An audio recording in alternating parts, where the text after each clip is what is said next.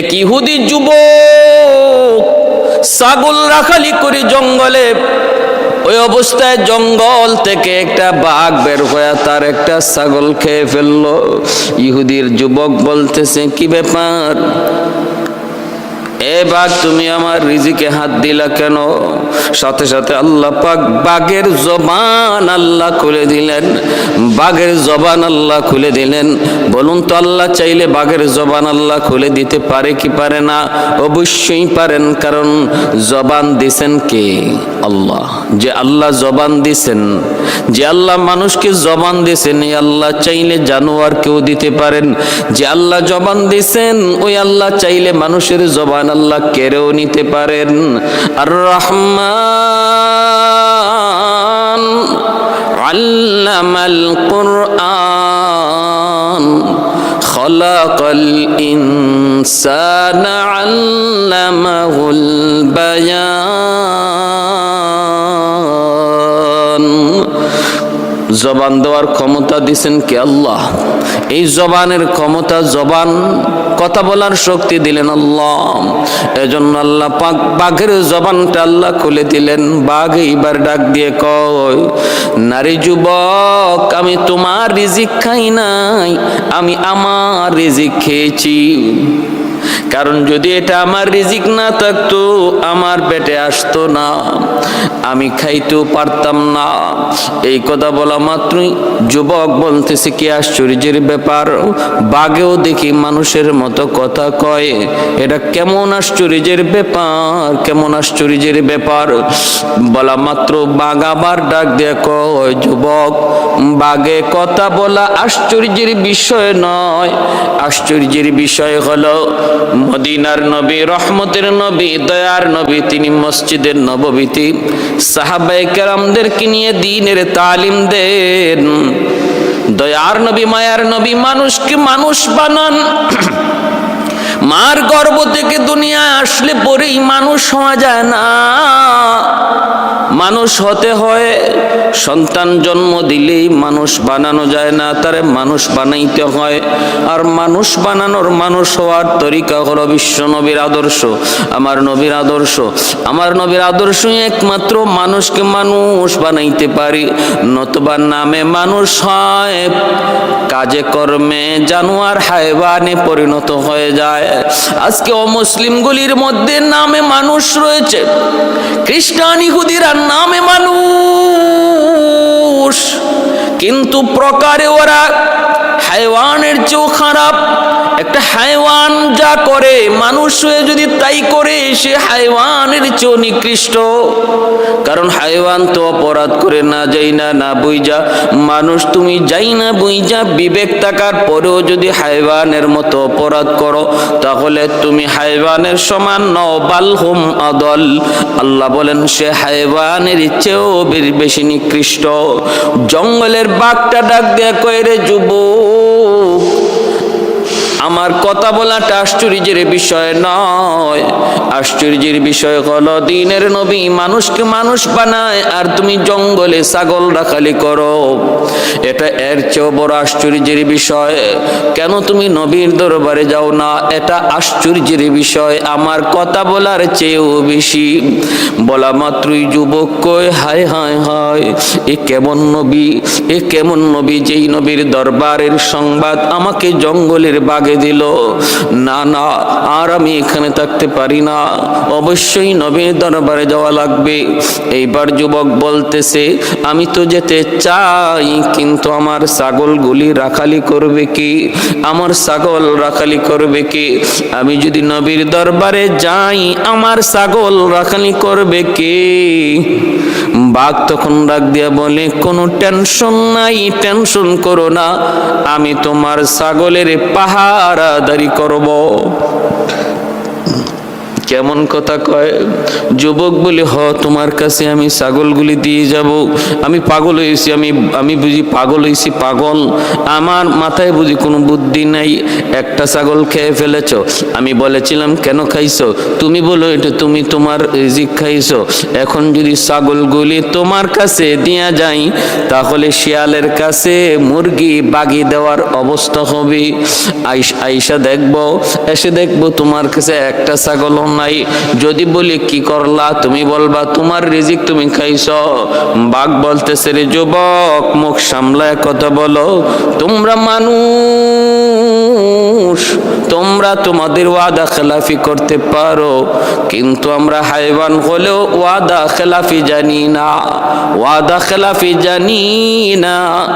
মানুষ হইয়া তোমরা ওয়াদা খেলাফি করতে পারো। টিন দেওয়ার কথা কইয়া দিতে না পারো, রাস্তা করবার কথা কইয়া তোমরা না করতে পারো, ব্রিজ বানাইতে যাইয়া রডের বদলা বাঁশ ঢুকাইতে পারো, এটা তোমাদের কাজ। কিন্তু আমরা হাইওয়ান হলেও কথা ঠিক, জবান ঠিক, যা বলি তা রাখি। আমাদের জবানে কোনো ধরনের কোনো দুষ্কি নাই, ছলচাতুরি নেই, গাদ্দারি নেই। 100 বিশ্বাস করতে পারো আমার উপর, 100 কোনো টেনশন নাই, চিন্তার কোনো কারণ নাই। আমি হায়ওয়ান, আমি তোমাকে ওয়াদা দিলাম সবগুলি ছাগল আমানত পাবে। একটা ছাগল আমাকে মজুরি বাবদ তুমি দিয়ে যেতে পারো একটা। আমি যে তোমার ছাগলগুলি পাহারাদারি করব, রাখালি করব, আমাকে একটা ছাগল দিয়ে যাও আমার খাওয়ার জন্য। যুবক বলে, হ দিয়ে দিলাম, যাও একটা ছাগল তোমারে দিয়ে দিলাম, বাকিগুলি তোমার কাছে আমানত। কোনো অসুবিধা নাই, যেতে পারো। মায়েরা, বন্ধুরা, এ কেমন যুগ, কেমন যুগ, কেমন সোনালী যুগ, কেমন ইনসাফের যুগ ছিল। হাইওয়ানগুলি পর্যন্ত আমার নবীর খেলাফত, আমার নবীর শাসনামলে তারা জুলুম করতো না। নবীর খলিফাদের শাসনামলেও হাইওয়ানগুলি পর্যন্ত জুলুম করতো না। আর আজকে মানুষের শাসনামলে দেখা যায় হাইওয়ান তো বাদ, মানুষ মানুষের উপরে যেই পরিমাণ জুলুম করে, হাইওয়ানের চেয়েও বেশি, হাইওয়ানের চেয়েও বেশি। হাইওয়ান ও হাইওয়ানের উপরে তোরা জুলুম করে না। আজকের যুগে মানুষ মানুষের উপরে যেই পরিমাণ জুলুম করে। এ যুবক, খেয়াল করে শুনো রে যুবক,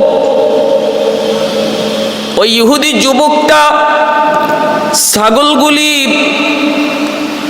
বাঘের কাছে আমানত দিয়া আল্লাহর নবীর দরবারে রওনা দিল। যেই মাত্র যুবক রওনা দিল মসজিদে নববীর দিকে, আল্লাহর নবীর কাছে আসবে, সাথে সাথে আল্লাহ পাক জিব্রাইলে আমিনকে পাঠিয়ে দিলেন। জিব্রাইলে আমিন আমার নবীর কাছে আইসা হাজির হয়ে বলতেছেন, নবী গো, ওগো নবী, এই মুহূর্তে আপনার কাছে একটা যুবক আসতেছে, ইহুদি যুবক, একটা ইহুদি যুবক আসতেছে কালেমা পড়ে মুসলমান হওয়ার জন্য। নবী গো, জানেননি ওই ইহুদি যুবকটারে আপনার দরবারের খবর কোনো মানুষে দেয় নাই, কোনো জিন্নাতে দেয় নাই, না না, কোনো মানুষ তারই খবর দেয় নাই। নবী গো, আপনার দরবারের খবর দিয়েছে তার জঙ্গলের একটি বাঘ, জঙ্গলের বাঘের কাছ থেকে আপনার দরবারের সংবাদ পেয়ে আসতেছে। অতএব আপনি তারে একটু সম্মান জানান, তারে সুস্বাগতম জানান। আল্লাহর নবী মসজিদে নববীতে সাহাবায়ে কেরামদেরকে নিয়ে দ্বীনের তালিম দিচ্ছেন। নবীর সাথে সাথে বললেন, সাহাবীরা একটু উঠো, এই মুহূর্তে আমরা মসজিদের নববী থেকে বের হব।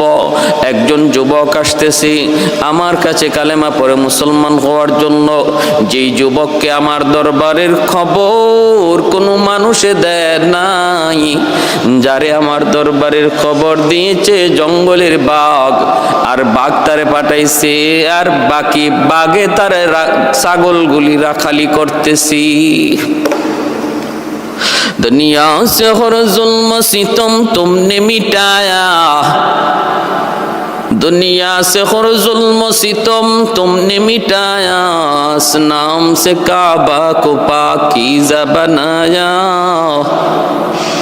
असनाम से काबा को पाकीज़ा बनाया, दर पेशानी ने तरीक़तों को दरिया कर दिया, दिल को रोशन कर दिया, आँखों को बीना कर दिया, दिल को रोशन कर दिया, आँखों को बीना कर दिया।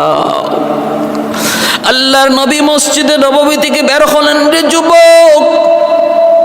মদিনার সাহাবায়ে কেরাম দুই সারিতে লাইন ধরে দাঁড়ালো। মায়ার নবী মাঝখানে তাকায় রইছেন।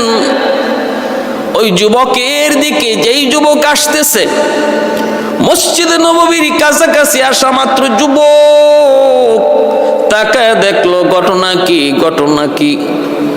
আমি আসার আগে আমার আসার খবর নবীর দরবার কেমন করে পৌঁছলো। সাহাবায়ে কেরামদেরকে দুই সারিতে লাইন ধরে দাঁড় করিয়ে মায়ার নবী মাঝখানে তিনি দাঁড়ায় অপেক্ষা করছেন। যুবক কাছে আসলো, আল্লাহর নবী আগায় গেলেন, বুকে জড়ায় নিলেন, মুচকি হাসি দিয়া মায়ার নবী বুকে জড়ায় নিলেন। যুবক চোখ দিয়া পানি জড়ি আর কাম দেয়ার কই, নবী গো, ওগো নবীজি, আমি আসার আগে আমার খবর আপনার কাছে কেমনে পৌঁছলো? আল্লাহর নবী বলতেছেন, যুবক, তোমাকে নবীর দরবারের খবর কোন মানুষে দেয় নাই, দিয়েছে জঙ্গলের বাঘ। বাকি ছাগলগুলি রাখালিও করতেছে ওই জঙ্গলের বাঘটা। এই খবর তুমি আসার আগে আমাকে দিয়েছেন আমার মালিক, আমাকে দিয়েছেন আমার মালিক, পাঠিয়ে দিয়েছেন জিব্রাইলে আমিন। ওই যুবক তখন সাথে সাথে আমার নবীর কদম জড়ায় দইরা চোখের পানি জড়ায়, কো নবী গো, আমি আর দেরি করতে চাই না গো নবী, এই মুহূর্তে আমাকে কালেমা পড়ায় মুসলমান বানায়া দিন। ভাইরা আমার, জন্য বলছিলাম জঙ্গলের বাঘে আমার নবীর চিনলো, কিন্তু নবীর চাচা হইয়া আবু জাহেল নবীকে চিনলো না, এমনকি হত্যা করার ষড়যন্ত্র করে। কত বড় মাস্টার প্ল্যান গর্ত বানায় রাখলো। আর নবীর, আমার নবীর আদর্শের উত্তম একটা দিক হলো অসুস্থ মানুষের সেবা করা। ওই অসুস্থ মানুষের ভান ধরে বিছানায় পড়ে আবু জাহেল নবীকে ডাক দিল। আল্লাহর নবীও নেক নিয়ত, সাদা দিল, আমার নবীর দিলের মধ্যে কোনো ছলচাতুরি নেই। মায়ার নবী বের হয়ে গেলেন চাচাকে দেখতে। কাছাকাছি চলে আসলেন, কাছাকাছি চলে আসলেন, অল্প কয়েকটা কদম দিলে পরে মায়ার নবী ওই গর্তে পড়ে যাবেন। ওই অবস্থায় আল্লাহ পাক জিব্রাইল আমিনকে বলেন, জিব্রিল তাড়াতাড়ি যাও, আমার বন্ধু তো বুঝে না রে, আমার বন্ধু তো বুঝার কথাও না, আমার বন্ধু তো জানে না, আমার বন্ধু তো জানার কথাও না, আমি আল্লাহ না জানাইলে বন্ধু কেমন করে জানবে?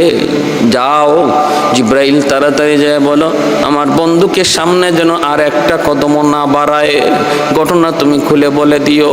জিব্রাইল আমিন এসে হাজির। আল্লাহর নবীকে জিব্রাইল আমিন কানে কানে বলে দিলেন।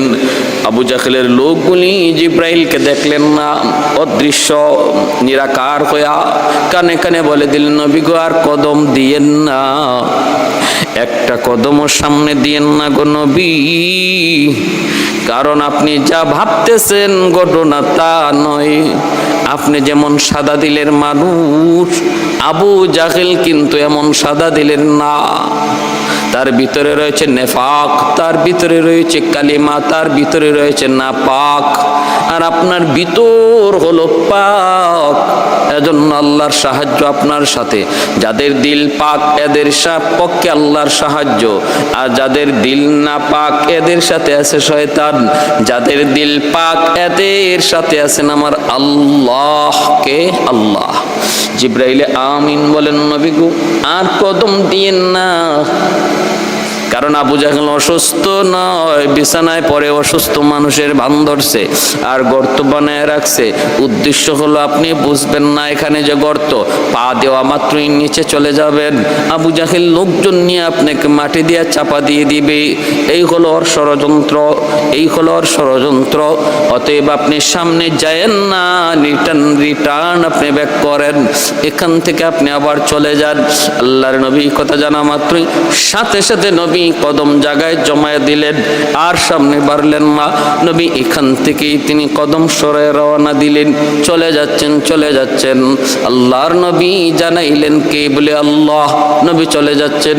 আবু জাহেলের লোকগুলি কয়, মুহাম্মদ কি ব্যাপার, আপনি কি যাবেন না? নবী কয়, না আমি যাব না, আমার একটা প্রয়োজন আছে, আমার একটা প্রয়োজন রয়ে গেছে, আমার একটা দরকার রয়ে গেছে, আমি পরে আসতেছি, যাও। এই কথা বললাম আর নবী কদম এখান থেকে পিছনের দিকে ব্যাক করে চলে আসলেন। লোকগুলা এবার আবু জাহেলের কাছে গেল, কপাল থাবড়াইতে কপালের মধ্যে থাপড়ায় আর বলতেছে, হায় হায়, আর যদি আর কয়েকটা কদম দিত তাহলেই তো মুহাম্মদ গর্তে পড়ে যেত। এ দুশমনের দল, তোমরা যত ষড়যন্ত্র করো, আমার আল্লাহর ষড়যন্ত্র, আমার আল্লাহর কৌশলের কাছে কিছুই না। ওয়ামাকারু ওয়ামাকারাল্লাহ ওয়াল্লাহু খায়রুল মাকিরিন।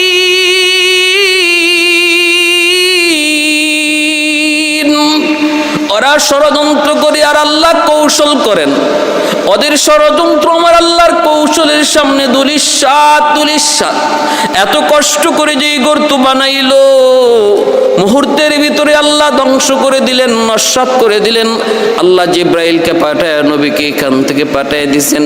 কয় আগেই তো জিব্রাইলকে পাঠায় আল্লাহ পাক রব্বুল আলামিন, তিনি তো আগেই ঘর থেকে বের করাইতে নিষেধ করতে পারতেন, কিন্তু না, বের করাইয়া কাছাকাছি আনাইয়া ওদের আফসোস বাড়াইয়া, হাই রে হায়, আর যদি 2 কদম দিত তাহলেই তো গেল। ওদের মনের ভিতরে আফসোস আকাঙ্ক্ষা বাড়াইয়া, যন্ত্রণা বাড়াইয়া আল্লাহ পাক ওদের সমস্ত ষড়যন্ত্র নস্যাৎ করলেন। নবী রিটার্ন চলে গেলেন। এইদিকে আবু জাহেলের লোকগুলি আবু জাহেলের দরবারে দৌড়ে হাজির হয়ে বলতেছি, জাহাপনা নেতাজি, আর ঘুমায় থাকার লাগবে না, এবার বিছানা থেকে উঠে যাও। কয় কেন, কি হয়েছে? কয় তোমার ভাতিজা আসে নাই। কস কি তোরা? বলে হ, আসছিল ভালোই, কিন্তু গর্তের কাছাকাছি আসার পর কে যেন তারে কি বলল, আমরা তো কিছুই দেখলাম না, কিন্তু গর্তের কাছাকাছি আসা মাত্রই আর 2-4 কদম দিলেই হয়তো গর্তে পড়তো। ওই মুহূর্তে দাঁড়িয়ে গেল, আবার পিছন দিকে রওনা দিল। আমরা বললাম যাবা না? কয় না, যাব না। আবু জাহেল কয়, কস কি তোরা? লাফ দিয়ে বিছানা দিকে উঠছে। কই রে আমার বাতিজা, কই রে আমার বাতিজা? এই বইলা আবু জাহেল দৌড় দেয়। নিজের খবর নাই, গর্ত যে বানায় রাখছে। আল্লাহ তার মাথা দেখে ওই সময় গর্তের কথা ভুলাইয়া দিছেন। আল্লাহর সাথে ষড়যন্ত্র করো, আল্লাহর মোকাবেলা করো। আল্লাহ কেমন ধরাটা ধরে, আল্লাহ যখন ধরে দিশাও পায় না, কেমনে আল্লাহ কখন কি ভুলায় দেয় তাও জানে না। মূসা নবী ফেরাউনের দরবারে, ফেরাউন কয় তোমার আল্লাহরে কও, তোমার আল্লাহ যা পারে আমিও তা পারি। মূসা নবী কয় আল্লাহ, আমার আল্লাহ একজন হায়াত দেয়, মৌত দেয়। ফেরাউন কয় আমিও হায়াত দিই, মৌত দিই। বলে কেমনে? জেল থেকে 2 জন মানুষ আইনা একজনকে মারলো আর একজনকে জিন্দা ছেড়ে দিল। কয় দেখো, একজন হায়াত দিছে আর একজনে মৌত দিছি। মূসা নবী কয় ওরে হারামি করছে কি? হারামি। এইবার ফেরাউন কি মূসা নবী বলতেছে, ঠিক আছে আমার আল্লাহ সূর্য পূর্ব দিকে উঠায়, পশ্চিম দিকে অস্ত নেয়, তুমি পারলে সূর্যকে পূর্ব থেকে নয় পশ্চিম থেকে উঠাও, পূর্ব দিকে অস্ত নেওয়াও। ফেরাউনি কথা শোনা মাত্রই ফাবুহিতাল্লাযী কাফার, নির্বাক হয়ে গেল, জবাব বন্ধ। আল্লাহ তার মাথা থেকে ওই সময় কথা বলে দিচ্ছেন। কোন কথা? সে যদি বলতো যে না না, সূর্য তো পূর্ব দিক থেকে, আমি উঠাই পশ্চিম দিকে অস্ত নেওয়াই। সূর্য পূর্ব দিক থেকে আমি উঠাই, আল্লাহকে বলো সূর্যকে পশ্চিম দিক থেকে উঠাই। তো এই কথাটা বলতে পারতো, বইলা সে একটু প্যাঁচ লাগাই দিতে পারতো, কিন্তু মাথা থেকে বুদ্ধি সরায় নিছে কে? আল্লাহ। এজন্য আল্লাহ কখন কার মাথা থেকে বুদ্ধির বাহাদুরি করে কোনো লাভ নাই। আমার বুদ্ধি খুব বেশি, আমার ব্রেন খুব বেশি, আমি খুব চৌকান্ন, আমার কোনো ক্ষতি কেউ করতে পারবে না, আমার কোনো ক্ষতি হতেও পারে না, আমার কোনো লস হইতে পারে না, এমন বাহাদুরি করা ঠিক না। তুমি যত বড় জ্ঞানী হও, যত বড় চৌকান্ন হও, আল্লাহ যখন চাইব তোমার ধরত, আল্লাহ যখন লিখে রাখবো তোমার তকদিরে কোনো ক্ষতি, তখন দেখবা তোমার বুদ্ধি বিবেক ওই জায়গায় কোনো কাজ করে না। পরে তুমি আফসোস করবা, হায় আমি এত বুদ্ধিমান হওয়া সত্যি এই কথাটা বুঝলাম না কেন, এই ইশারাটা বুঝলাম না কেন। এজন্য বাহাদুরি করে লাভ নাই রে আল্লাহর গোলাম, কোনো কিছুর বাহাদুরি করে কোনো লাভ নাই। বাহাদুরি করা যায় না, কারণ সবকিছু দেওয়া আমার আল্লাহর। ওই বুদ্ধি বিবেক বিবেচনা যুক্তি তর্ক সব কিছু আল্লাহ পাক তোমার ব্রেইনে দিয়েছেন। যখন তিনি চাইবেন এটারে কাজে লাগাইবেন, যখন তিনি চাইবেন তোমার এই শক্তিটারে আল্লাহ অকেজু করে দিবেন, অকেজু। ভাইরা বন্ধুর জন্য বলতেছিলাম, একটু খেয়াল করে শুনুন, মনোযোগ দিয়ে শুনুন। আবু জাহেল কয়, কই রে আমার ভাতিজা, কই গেলা? কইয়া লাভ দিয়া আবু জাহেল বিছানা থেকে উঠছে, দৌড় দিছে।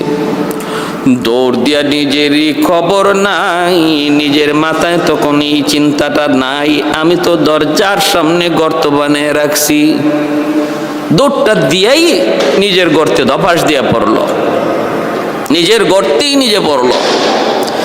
এইবার আবু জাহেল নিজের গর্তে নিজে পইরা কয়, হায় হায় আমি এটা কি করলাম, আমি এটা কি করলাম, আমি এটা কি করলাম, আমি গর্ত বানাইলাম অথচ আমি খবর রাখলাম না।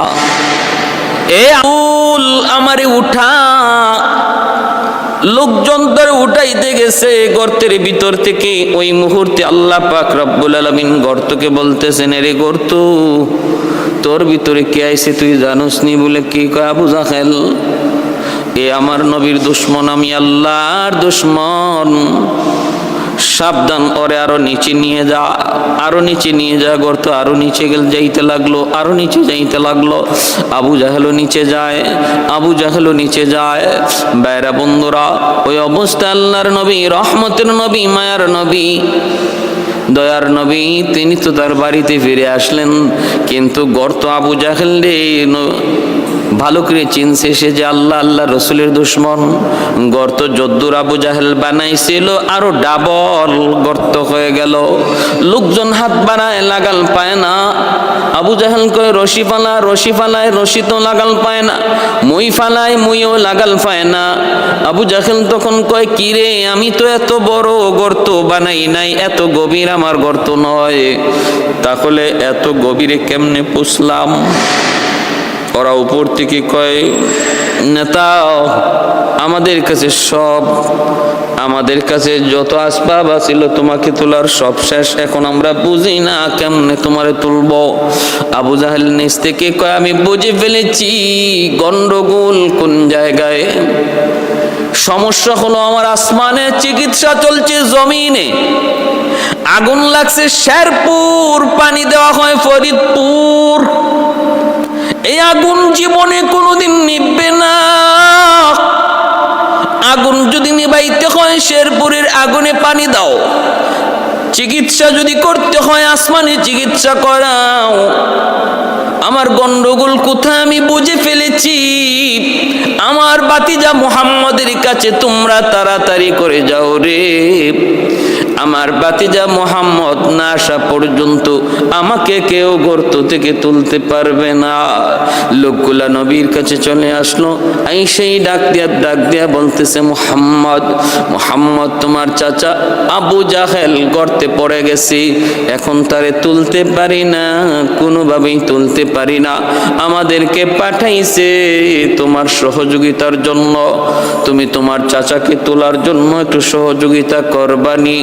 আমার নবী, রহমতের নবী, দয়ার নবী, তিনি তখনও রাজি হয়ে গেলেন। অথচ নবী ভালো করে জানেন এই গর্তটা বানাইছিল আমার নবীকে খতম করার জন্য। আজকে ওই গর্তে নিজেই পড়ল। এই কথা জানার পরেও মায়ার নবী বলেন, চলো আমাকে নিয়ে চলো, আমি আমার চাচাকে উদ্ধার করতে সাহায্য করব। সুবহানাল্লাহ। শাফিঈ রোজে জাযা ও যা খতীবে আম্বিয়া, শাফিঈ রোজে জাযা ও যা খতীবে আম্বিয়া, সাহিবে হাউজ লিওয়াজিল খুদা রোজে আতীদ, সাহিবে হাউজ লিওয়াজিল খুদা রোজে আতীদ, সাহিবে আসরার উনা মুস আকবর বরমালা, ইলমে ও আজ আউয়ালিনো আখিরি अंदर मजीद, इल्मे उ अज अव्वलिनो आखिरी अंदर मजीद, रहमतुल्लिल आलमी खन दश खुदावंद करीम, खल्को खुल्को कौलो फ़िअलो हदियो सिमते उ हमीद, खल्को खुल्को कौलो फ़िअलो हदियो सिमते उ हमीद। मायार नबी, দয়ার নবী চললেন আবু জাহেলকে সহযোগিতা করবেন। এই আল্লাহর নবী, রহমতের নবী গর্তের কিনারা থেকে ডাক দিয়া বলতেছেন, চাচা যান, খবর কি? আবু জাহেল গর্তের ভিতর থেকে ডাক দিয়া কয়, ভাতিজা তুমি তো জানোই, তুমি তো ভালো করে জানো, সব তো তুমি জেনে গেছো, সব তো তোমার আল্লাহ তোমারে জানাই দিচ্ছে রে ভাতিজা। আমার বুঝ হয়ে গেছে, কারণ আমি এত গভীর কোনো গর্ত বানাই নাই রে। তোমাকে খতম করার জন্য যেই গর্ত বানাইছিলাম এটা তো আরো কম গভীর ছিল। এখন আমি এর ভিতরে পড়ার পরে দেখতে পেলাম গর্ত আরো ডাবল বেশি গভীর হয়ে গেছে। এ ভাতিজা, আমার বুঝ হয়ে গেছে, তোমার আল্লাহ তোমারে সব জানাই দিচ্ছে আর আমারে ধরছে, তোমারে বাঁচাইছে। ইন্না বাতুশা রাব্বিকা লাশাদীদ, আল্লাহ যারে ধরে কেউ তারে সারাইতে পারে না। ফেরাউন আল্লাহ ধরছে, মুসা নবীর আল্লাহ বাঁচাইছে। নীল দরিয়ার পানি, একই পানি একই রাস্তা দিয়া মুসা নবী পার হয়ে গেছে, ফেরাউন ডুইবা মরছে। একই গর্ত, যেই গর্ত নবীর জন্য বানাইছিল, আল্লাহ নবীরে বাঁচাইছে, আবু জাহেল রে আল্লাহ ফালাইছে। এই ক্ষমতা আল্লাহর আসেনি না নাই? ক্ষমতা আল্লাহর আসেনি নাই? আল্লাহু আলা কুল্লি শাইইন কাদির,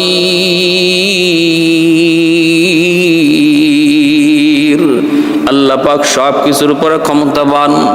ভাইরা আমার, এই জন্য আল্লাহর নবী, রহমতের নবী বলতেছেন, চাচা যান খবর কি? আবু জাহেল কয়, ভাতিজা খবর তো সব দেখতাছই, এখন ওরা গর্তের এই বিশাল গর্ত থেকে আমাকে তুলতে পারে না।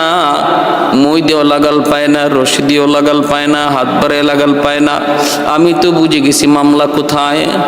ভাতিজা তুমি ছাড়া আমাকে কেউ তুলতে পারবে না, আমার বিশ্বাস হয়ে গেছে, কেউ তুলতে পারবে না। দুনিয়ার কোনো শক্তি নাই আমাকে এই গর্ত থেকে তুলতে পারে, শুধুমাত্র তুমি ছাড়া।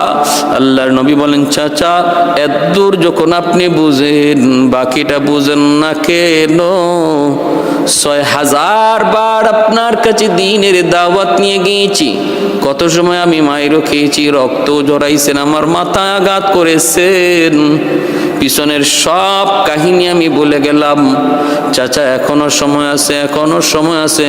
এতটুকু যখন আপনার ভাতিজাকে আপনি চিনলেন, বাকিটা বুঝতে অসুবিধা কি? আবু জাহেল তখন গর্তের ভিতর থেকে বলতেছে, ভাতিজা একটু উপরে উঠাও, ঠিক আছে সব হইব, সব কিছু হবে ঠিক মতোই, তোমার যা ইচ্ছা তা পূরণ হবে, আগে আমারে উঠাও।